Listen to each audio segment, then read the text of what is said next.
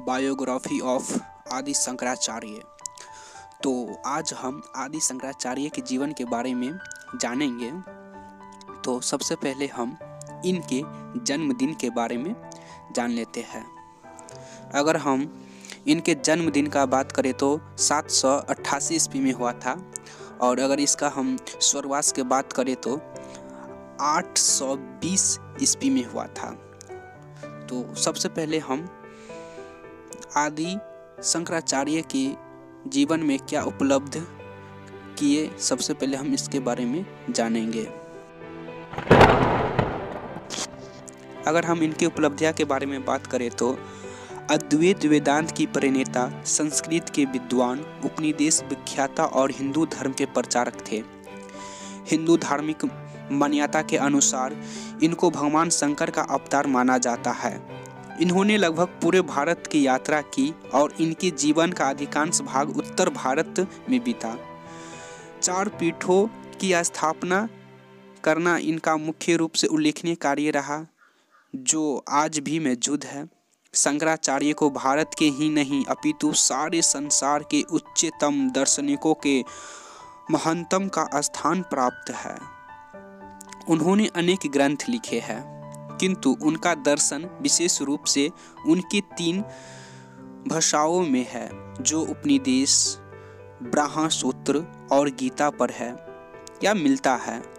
गीता और ब्रह्म सूत्र पर अन्य आचार्यों के भी भाष्य है, परंतु उपनिदेश पर समन्वयात्मक भाष्य जैसा शंकराचार्य का है वैसा अन्य किसी का नहीं है।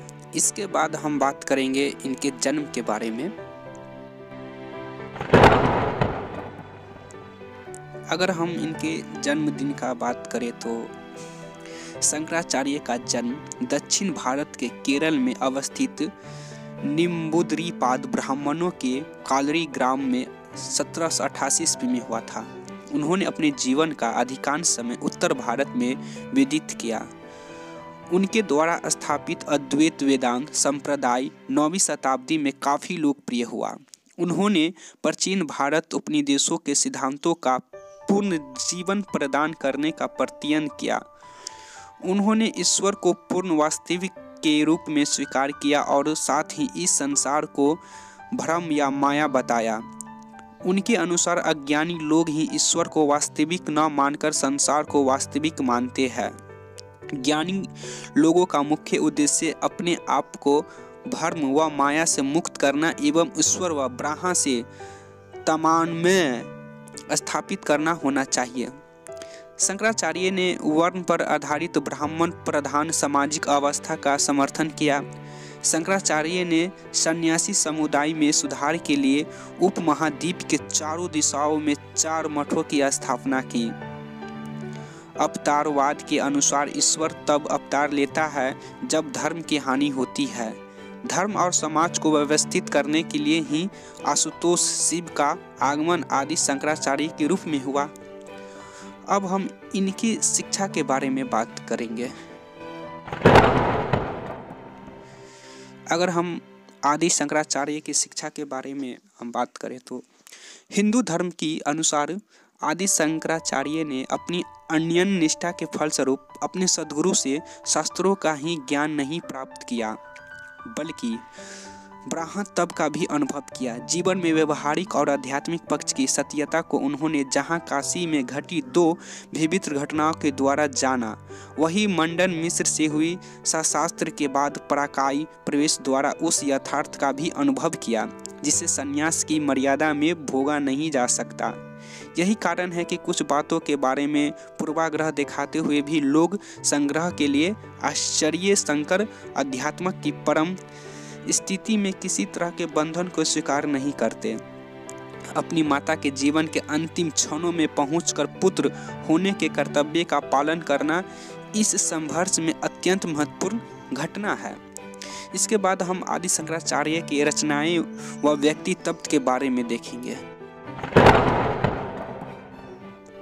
अगर हम आदि शंकराचार्य की रचनाएं एवं व्यक्तित्व के बारे में अगर हम कुछ जानने की कोशिश करें तो शंकराचार्य ने उपनिदेशों, श्रीमद् भगवत गीता एवं ब्रह्म सूत्र पर भाष्य लिखे हैं। उपनिदेश पद, ब्रह्मा सूत्र एवं गीता पर लिखे गए शंकराचार्य के भाष्य को प्रस्थानत्रय के अंतर्गत रखते हैं।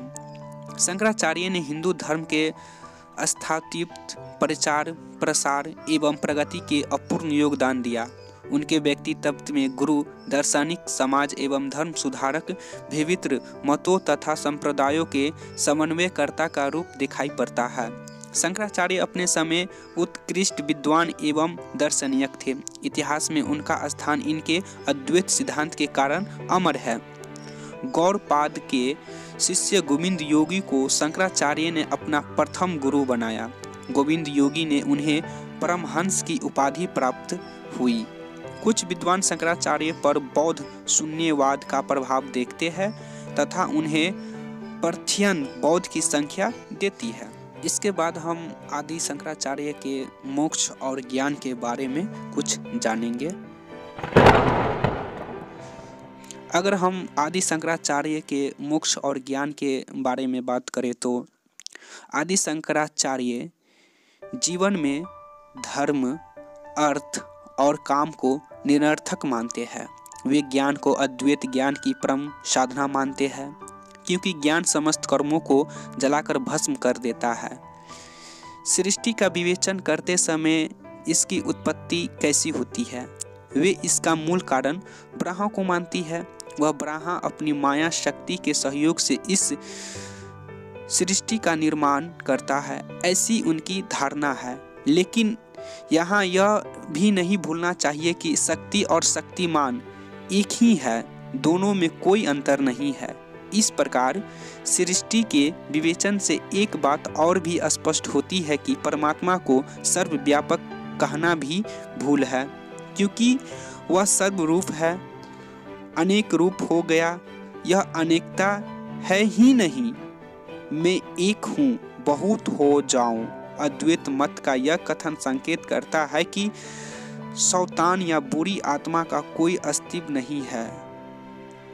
ऐसा कहीं दिखाई भी देता है तो वह वस्तुतः नहीं है, भ्रम है बस। जीवो और ब्रह्मोबह न पारः, इसका मतलब होता है कि जीव ही ब्रह्मा है, अन्य नहीं।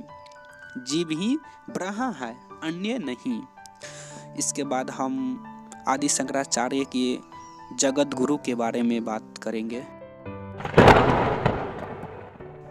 अगर हम जगत गुरु के बारे में कुछ जाने तो 4 मठों की स्थापना, 10 नाम संन्यास को सुस्य स्थित रूप देना, सगुण निर्माण का भेंट मिटाने का प्रयास, हरिहर निष्ठा की स्थापना, ये कार्य ही उन्हें जगत गुरु पद पर प्रतिष्ठित करती है। स्वामी विवेकानंद, स्वामी राम तीर्थ जैसे युवा सन्यासियों ने विदेशों में जाकर जिस वेदांत का घोष किया वह शंकर वेदांत ही तो था। जगत गुरु कहलाना केवल उस परंपरा का निर्वाह करना और स्वयं को उस रूप में प्रतिष्ठित करना बिल्कुल अलग अलग बातें हैं। आज भारत को एक ऐसी ही महान व्यक्ति की आवश्यकता है जिसमें योगी, कवि, भक्त, कर्मनिष्ठ और शास्त्रीय ज्ञान के साथ ही जल कल्याण की भावना हो, जो सत्य के लिए सर्वस्व का त्याग करने को उद्युक्त हो। इसके बाद हम शंकराचार्य का कथन के बारे में कुछ जानते हैं। अगर हम आदि शंकराचार्य का कथन के बात करें तो शंकराचार्य का कथन है कि अद्वैत दर्शन की परंपरा अत्यंत प्राचीन है और उपनिदेशों की शिक्षा पर अवलंबित है। अद्वैत दर्शन की 3 पहलू है जो आपके स्क्रीन पे है, आप पढ़िए तो सब कुछ हम कैसे बता दें, कभी कभी स्क्रीन पर भी देखा करो। चलो हम बता देते हैं। त्वप्त मीमांसा, ज्ञान मीमांसा, आचार दर्शन, इनका अलग अलग विकास शंकराचार्य के बाद के वेदांतियों ने किया। तप्त मीमांसा की दृष्टि से अद्वैतवाद का अर्थ है कि सभी प्रकार के द्वैत या भेद का निवेश अंतिम तत्व ब्रह्म और एक अद्वैय है। उसमें स्वगत, स्वजातीय तथा विजेतीय किसी भी प्रकार का द्वैत नहीं है। ब्रह्म निर्व्यम, अभाज्य और अनंत है। उसे सच्चिदानंद या सत्य सत्यम ज्ञानम अनंतरम ब्रह्म भी कहा गया है। असत का निवेश करने से जो प्राप्त हो वह सत्य, अचित का निवेश करने से जो प्राप्त हो वह चित, और दुख का निवेश करने से जो प्राप्त हो वह आनंद है।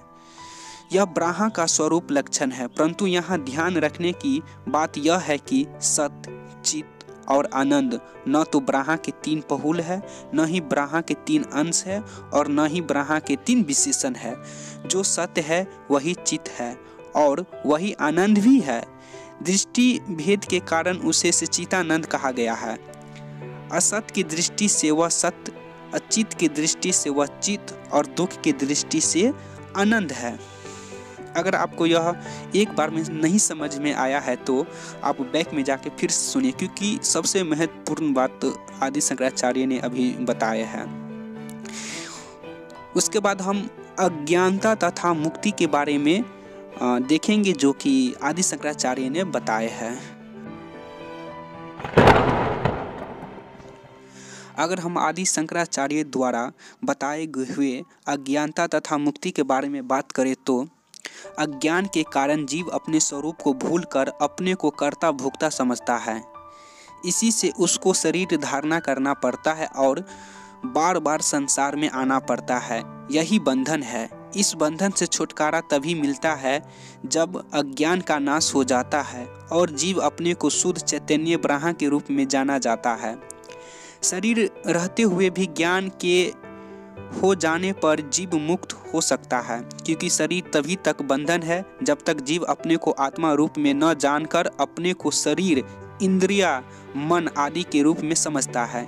इसी से वेदांत में जीवन मुक्ति और विदेह मुक्ति नाम की 2 प्रकार की मुक्ति मानी गई है। ज्ञान हो जाने के बाद भी प्रारब्ध भोग के लिए शरीर कुम्हार की चक्र की समान पूर्ण प्रेरित गति के कारण चलता रहता है। शरीर छूटने पर ज्ञानी विदेह मुक्त प्राप्त करता है। तो ये आदि शंकराचार्य के जीवन के बारे में हमको जाने हैं। तो फिर मिलते हैं अगले बायोग्राफी में। जब तक के लिए जय हिंद, भारत माता की जय, वंदे मातरम।